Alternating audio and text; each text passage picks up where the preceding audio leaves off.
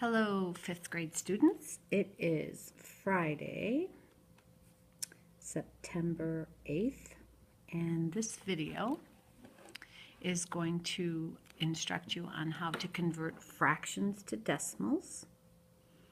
Okay, fractions to decimals, but we're going to do it using division. Okay.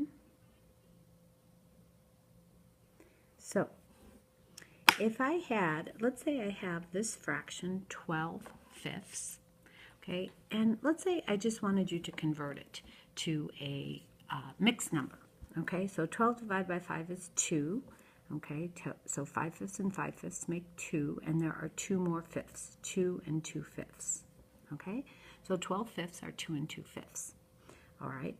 If I wanted to make this fraction a decimal, have a decimal denominator, I could convert it to 4/10. 2/5 are equivalent to 4/10.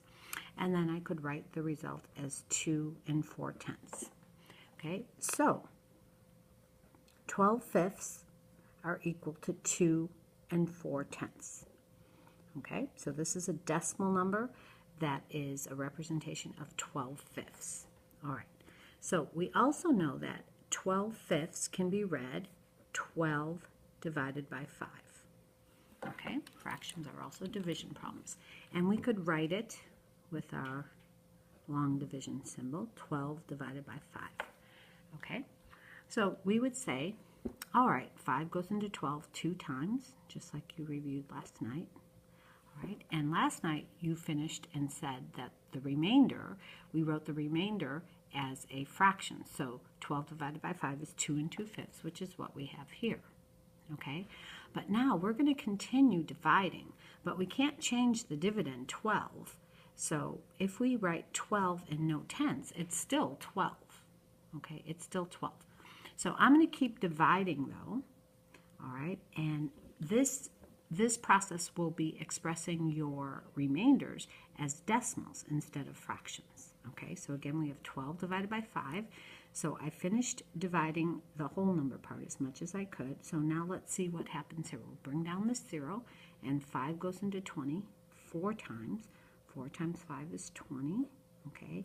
And we see that we got an answer of 2 and 4/10. So 12 divided by 5 is 2 and 4/10 by using long division, okay?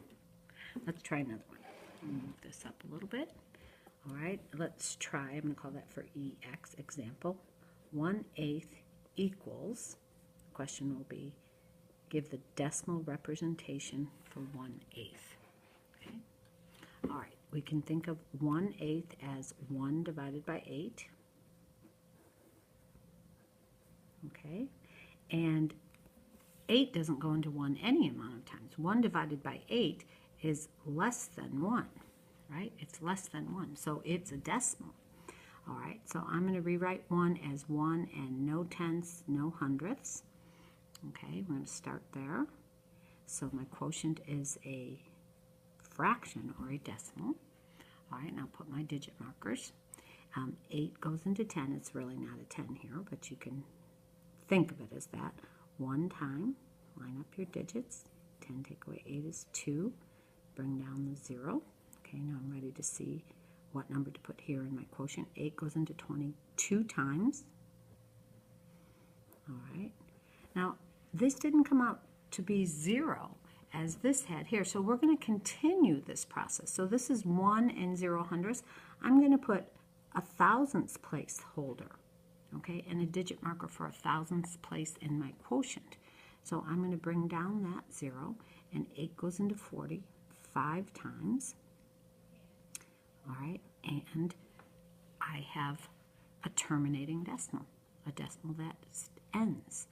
So 1/8 is equal to 125 thousandths, which is very interesting. If you reduced 125 thousandths, you would find, you could do it in stages, but the greatest common factor of 125 and 1,000 is 8. So in fact, 1/8 is equal to 125 thousandths. And again, this is called you can put your leading 0 here, a terminating, because it ends, decimal. So in this lesson, we converted fractions to terminating decimals. And in the next lesson, we're going to see how some fractions, when you divide and express them as decimals, they will be what we call repeating decimals. Okay? So these examples here, the 12 divided by 5, or 12/5, is a terminating decimal, 2 4/10. And 1/8 expressed as a decimal, the decimal is labeled terminating, or called a terminating decimal.